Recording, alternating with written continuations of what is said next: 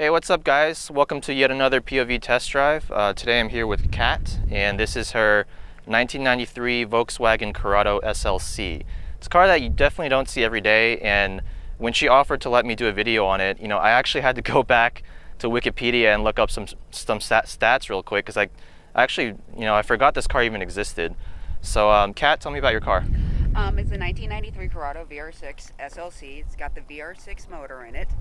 The body is all original minus the paint and the wheels. I've done engine modifications to it with larger cams and a ported and polished intake and a cold air intake. I've also done polyurethane motor mounts all the way around, and my favorite added feature was my 6-speed transmission conversion with a limited slip differential. It's one of the funnest things I've ever had to put in the car, and it makes it loads of fun. So can you elaborate on that? So it's a Quaife. Quaife is a manufacturer, Quaife, and they do limited slip conversions for a lot of Volkswagens, because this car was originally front-wheel drive that had awful torque steer. With the limited slip differential, that reduces the torque steer to basically non-existent, so you can be at a stoplight, take your hands off the wheel and step on the gas and still go forward.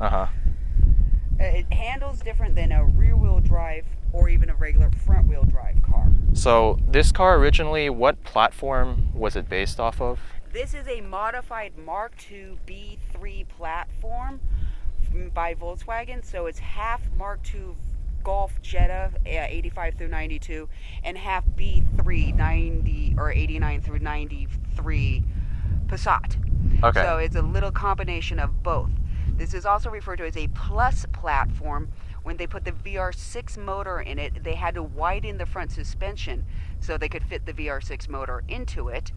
So they had to modify things like the hood, the bumpers, the fenders to fit the larger motor in it and extend the suspension out ever so slightly so everything could all fit. Okay. And more or less, this is kind of a replacement to the Scirocco that got discontinued the year before, right? Correct. And then after this car was discontinued, they brought the Scirocco back several years later, but they never brought the Corrado name back. The Corrado name this is the only one. The only generation. 89 through 95, that's it. I think that in itself makes it kind of a unique proposition. Wow, very cool. Very big motor, very little space. Yeah, I was going to say, that's very efficient use of the space you have to work with here. Well, it's a single head V6 motor. So instead of a traditional V6 motor that has the large V in it, this has a very narrow V. It's only a 15-degree throw. 15 degrees, wow. And they're offset. So instead of being like that, they're like that. And it's literally piston, piston, piston, piston, piston, piston. Or piston and head, but that's the VR6 motor. VR stands for Behind motor. And in German, that basically translates to narrow throw V6 motor. Oh, okay. 15 degrees, that's like... Like that. And like that. Yeah, so one thing I'm noticing right off the bat is like the motor sits right in front of the front axle. Yep. So definitely it's a front, very much a front engine, front drive car, right? Yeah. How much does this car weigh? 3,600 pounds. 3,600 pounds. It's a small car, but 3,600 pounds, that's a lot of weight. Some of it's the engine. Yeah, I'm sure some of it's the engine. But yeah, these cars were all hand-built in Onsburg, Germany at the Karmann factory, the person who designed the Karmann Ghia. This is also a Karmann-designed vehicle. Okay. This was designed by Wilhelm Karmann. Yeah, I mean, just on paper, you would think with such a big old heavy engine like in front of the front axle and being front-wheel drive, you would think it would have some plow and some torque steer. But let's take it for a drive and see how it does. Okay. Is it? Oh, yeah, okay, yeah. It's behind first. So push over, push down. Down. No. Oh, push down. Oh, okay. There's and reverse. Back. You're in reverse. Okay. I think. Oh, nope. That's still first. It's a 0.5 millimeter off. That should be reversed. Yeah. There we go. All right, so first thing I'm noticing is this transmission. I've never driven a transmission with straight cut gears before, and it makes that kind of almost like rally car transmission whine I don't know if you guys can hear it over the camera, but it sounds really cool. And also, since this car has a lightened flywheel, you said it was like, what, 12 pounds or so? 12 pounds, yeah. Yeah, so it's a very light flywheel, so the revs drop really quickly when you push in the clutch, so I have to shift like a lot faster than I'm used to. I usually take my time with my shifts, but this one, if you don't shift very quickly, then it'll bog a little bit. But other than the transmission being a little quirky, everything else about the driving dynamics at low speed, very, very approachable car. It's got hydraulic power steering, and it's one of the lightest hydraulic systems I've ever used, I think. It almost feels at low speed that it's like an electrically assisted system, but you do still get the good feedback from the wheel that you get in most hydraulic racks. The pedal layout's very easy for heel and toe. The shifter is definitely on the sloppier side. You know, being a 20-plus-year-old car, the throws are much longer than modern transmissions. And I think you said this car has 68,000 miles on it. 68,000 miles on it. So this transmission, yeah, 268,000 miles on it. So this transmission linkage is probably, you know, got some slop to it. But otherwise, it's still easy to use. It's not. I haven't missed the gear yet, so fingers crossed on that. The tranny will go. Yeah. You do. No synchronizers in the tranny. Oh, right. And in terms of the driving position, it's actually pretty good. It feels pretty low. I was expecting, similar to other hot hatches out there, that the seating position would be higher up and have a more upright feeling. But this one, you actually feel like you're sitting really deep into the car, which is very nice. The 360-degree visibility is excellent, as are, you know, most cars from the 90s. But honestly, the highlight of this car is that VR6 motor. I've never driven a car with a VR6 before, but you know, even in the YouTube videos, you can tell it has a very unique sound to it. And this car it sounds amazing when I get on the power. At low speed, at low revs, it doesn't sound, it's really actually very quiet. The exhaust doesn't rasp or anything. But in a moment here, when I go faster, you'll see exactly what I mean about that induction noise. VR6s are often lovingly referred to as Wookiees. Wookiees. They kind of roar like Chewbacca. It actually kind of does sound like a Wookiee. So definitely the suspension is on the firmer side, obviously. You know, it's lowered quite a bit. It has low profile tires. So, you know, it's not the most comfortable ride over the bumps and cracks in the road, but, you know, that's to be expected. And it's a fully adjustable coilover system with adjustable dampening too, so I have it relatively stiff. Okay. I can soften it up, I just don't want to. So you mentioned that you've been working for Volkswagen for quite some time, right? Yep. Parts and service, 18 years. Parts and servicing. So that's why, so you've always really been into Volkswagens. How did you come across this car? I lost my beloved Mark II Jetta by a red light runner, and a week later this car came into my shop with some engine damage. A friend of mine who was a technician bought the car, and I ended up he repaired it, and I ended up buying it from him. It was just kind of everything lined up, and I came to the conclusion that this car was destined to be mine. Yeah, and you've had it for 13 years. Yeah, so you've had this car for quite a while. And I put 198,000 miles on it. Wow. In 13 years? Yes. So that's averaging like quite a lot. So do you daily drive this, or did you used to? I daily drove it for 11 years. Okay. I do drive it to every car show and event it goes to. This car does not go on a trailer. Okay. Yeah, I really respect that, because some people, when they have a nice car, they just keep it garaged, and they'll show it off, but they'll always trailer it. They'll always be, you know, paranoid about the paint getting chipped and whatnot. But, you know, I respect the fact that you still drive this like it's meant to be driven. You know, it's a driver's car. It's not a garage queen. I built this car to be driven, and I drive it. Yeah. All right, so let's take it for a quick run and see how this thing does.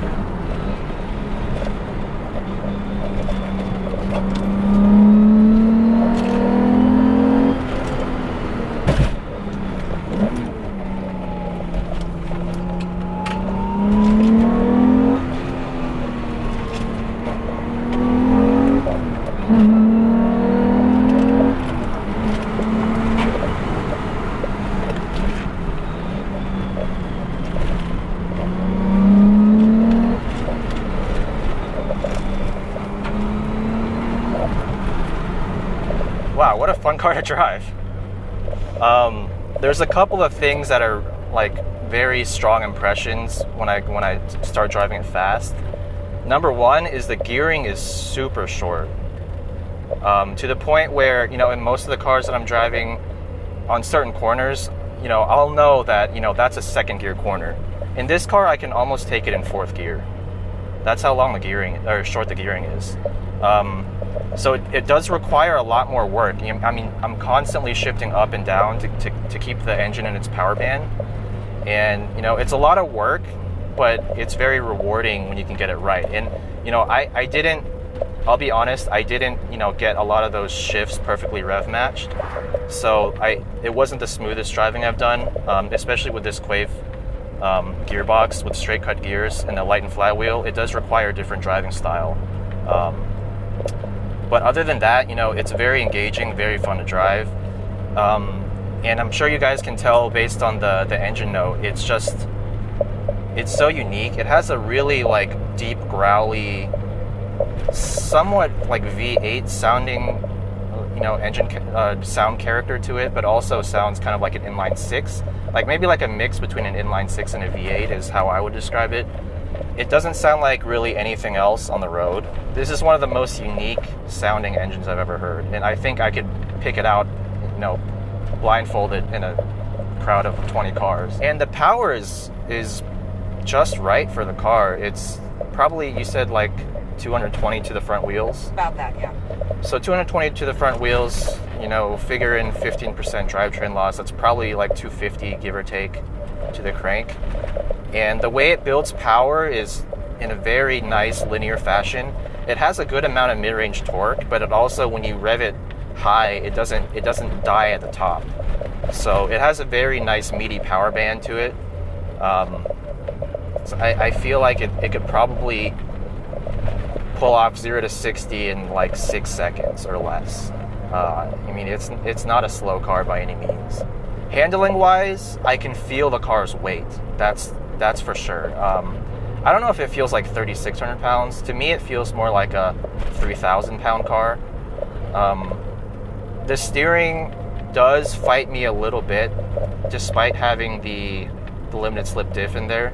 I can still feel it tugging just ever so slightly a few degrees left or right when I'm accelerating hard. It doesn't feel all that light on its feet, but at the same time, it's got good grip. It doesn't hide its weight. Well, I'll be completely frank about it. You know, it's not a light car, so you know, most of the cars I've driven on my channel are anywhere from 2,300 pounds to 2,800 pounds. And this doesn't feel as nimble as those, but you know, those cars all typically have anywhere from 100 to 140 horsepower. So there's a big difference in the acceleration. And whatever time I lose on the corners, I can more than make up for on the straights. So it's still a great car to drive in the canyons. And the steering feels really good. It loads up very nicely in the corners as well. What kind of brakes do you have on here? I have Power Stop front cross-rail vented rotors on the front and Zimmerman Racing on the rear. I run ceramic Akibono pads all the way around. They take a little while to warm up, but boy, do they grab. Yeah. So they definitely do take a while to warm up. I could tell that. I had to apply a bit more pressure in the hairpins. But at the same time, there's zero fade. Just based on that short run, there's zero fade, whereas a lot of the other cars I've driven, even the lighter cars, you know, those brake pads will fade after a 2-minute run, but these feel solid. Very solid pedal feel.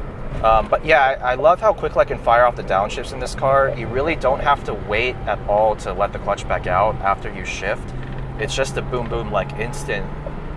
You just do, you know, the clutch work, the blip, and the shifter. You just do it all at the same time and let the clutch back out immediately. And that's the perfect way to shift this car.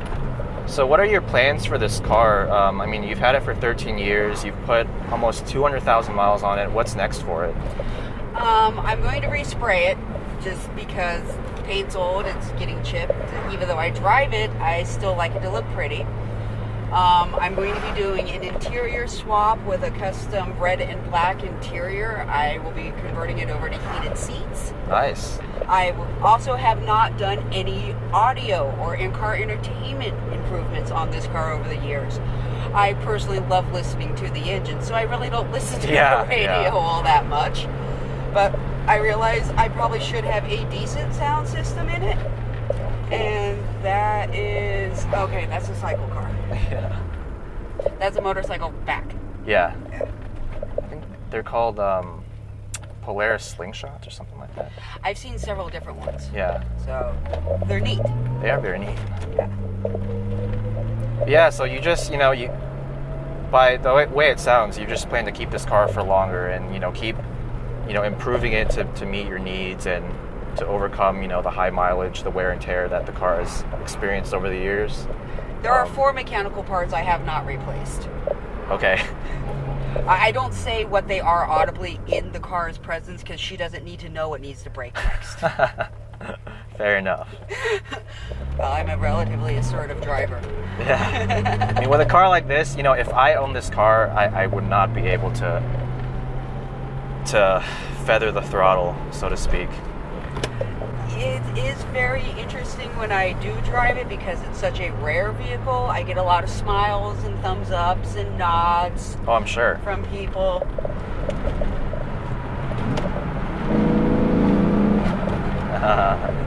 Could have helped myself. Thanks. I would race you, but I gotta wait till you get in traffic. Oh, yeah, that's true. I think you'd win.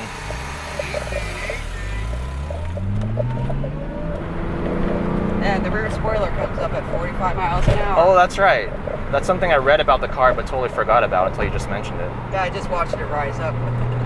But does it go back down? Yep, when you come to a complete stop, it will go back Oh, down. okay. That's a really neat feature because some of the newer hypercars, the ones that cost upwards of $1 million, are advertising the active rear spoiler as such a cool innovation. But I mean, Volkswagen did it back in '93, so 89. 89 technically, yeah. Yep, so you just dropped down. Well, yeah, I must say, you've built yourself a very fun and unique car here. Thank you. Off the top of my head, what other Volkswagens sound this cool and look this cool and, nothing? Yeah, thanks again, Kat, for letting me drive your car. Thanks for making the trip down here from the East Bay. I hope to get some more cool Volkswagens in the future now. I've never really considered any Volkswagens for my channel besides the normal GTIs and the Golf Rs and such, but this was an eye-opening experience for sure. So if you guys like my video, please comment, subscribe, and look forward to more videos from me. Thanks. So this is the original window sticker from 92, 93? 93. $26,470. Wow, back in 93, that was a good chunk of money. Yeah. So this is definitely marketed. I mean, the SLC, so I forgot to mention earlier in my video, that stands for Sport Luxury Coupe, right? Correct. So it's not, in the name itself, you can tell it's not a focused, low-weight sports car. It's a luxury coupe. So, the fact that it has weight it makes sense, right? Fuel economy is not that bad, actually, 1825 for a naturally aspirated 6-cylinder. I like how it says front-wheel drive, no charge. My favorite special feature is Farfignugan. Well, what does that mean? That was Volkswagen's marketing back in the day. The Okay. Farfignugan. And that was all cars had Farfignugan. Basically, it means driving happiness. Directly translated, it means driving orgasm. Okay. That's, okay, good to know. Good to know. What else? 205/50 R15s. So you've got 16s on here. Yeah. And so the only options you really have on here are the power sunroof and the black leather, right? That's pretty much it. Yeah, and California emissions, of course. Yeah. Yeah. 178 horsepower, 2.8 VR6 with digital electronic engine management system. Fuel injection. Fuel injection.